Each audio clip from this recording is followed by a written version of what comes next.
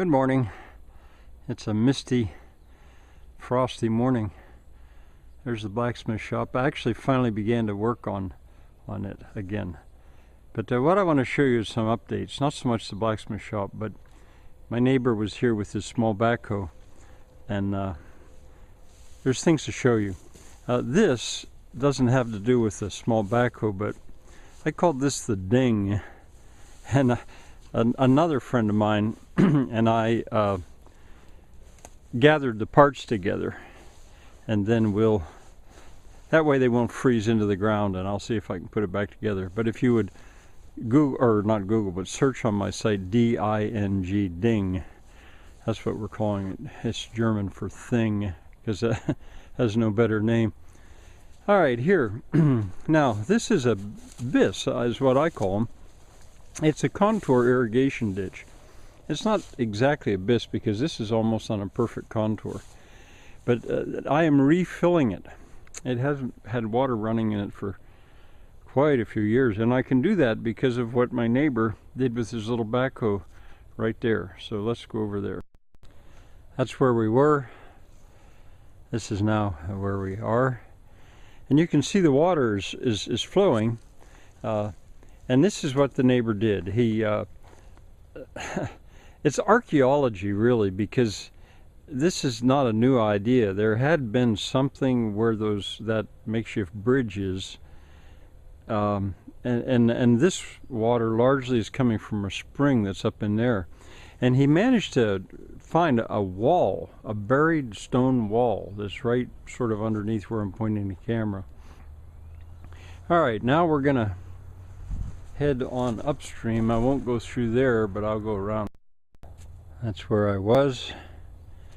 Now at this point right here, water from the spring is coming there. Maybe you can see it flowing. And it meets water that's coming elsewhere. And this water could be actually a very, very strong flow when I'm ready for it. Now it makes a corner there, and there's all kinds of features there, stone buried features, which we don't understand yet, but I'll be going there next. That's where I was, and here is the turn. Now that right there's some stones you can see, and there you can see some stones as well. And right there, I don't know if you can see it through the willows, but that's where there is a spring, or was a developed spring at some point. Well, in any case, I mean, that's historical. There was a village here, I keep saying. But this he recently did. He left the willows, which I planted on the east side, tore the few out on the west side, and he said it was really hard to do. But he dug back to that spot, and that's where we're going next. That's where we were.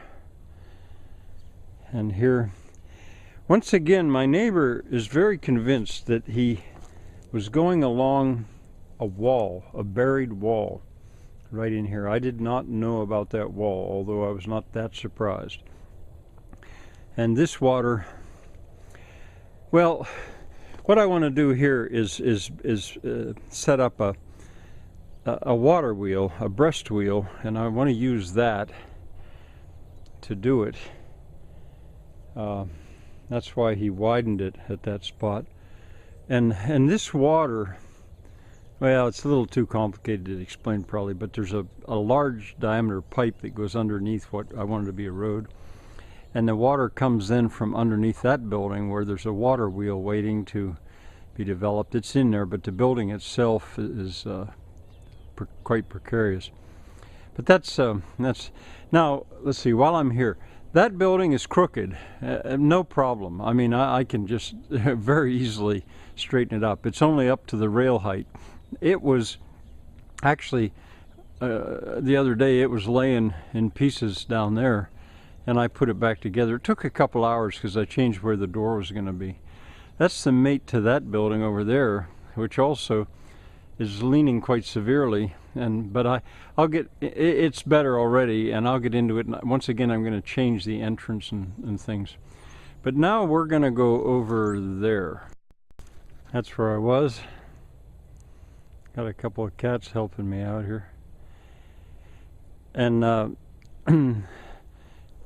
what I wanted to show you here is where my neighbor re-excavated this. He had done this for me about 6 years ago, I would guess, maybe 7 years ago, but it had filled in, and it's a place where I intend to set up a kiln, a ceramic kiln for pottery if possible, but it will have to be wood fired.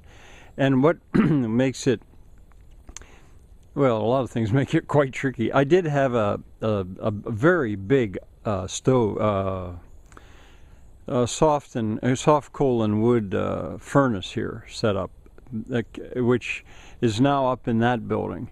But one of the reasons I was anxious for him to dig here was because there was a part, when we moved it, there was a part I could not find. And I thought it was a small part, but I think it probably was that part right there, which we did find. The rest we did not find. Now, one of the things that makes this tricky is what you're looking up right there. I don't know if you'll be able to see out the other end or not. No. That is to be not only the flue, but it's also the drain. It's the storm drain. Both. Same passage. Water on the bottom, smoke on the top. That's kind of the plan. Pretty tricky. Well, I'll be working on this probably later today. Now you can see this building was in terrible shape and still is, but it's not going to fall down now. So many of these things I just have not had time to see to them, but it's not a problem. All right, I think I'll finally show you some fire brick I have for this. No, before that I have still another thing to show you. That's where I was. This is the third piece of the framework that was under a house trailer, and I've been saving it to frame the floor over that kiln because it would be steel and it would be fireproof. So you know, and I hope very soon to get that in place. All right, now to the fire brick. Maybe one other thing I should say here is that right here where I was just looking, I said I want to make a breast wheel out of that. I can supply that with water from over there by those trees, no, well, by the pond, Oppenheimer Run. And the water in it runs year-round and sometimes very strong. And I can basically bring it and put it over that. But what's more interesting, I think, is that water also can go right along this irrigation ditch for another 100 or 200 yards. Because it's level, it's dead level, and I can bring water from way over there to this site. I'll probably make it a point to do it every year. I can bring water that way, and I can bring water from there to here. The whole thing is dead level. All right, now I'm going to go to the fire brick, I think. That's where I was.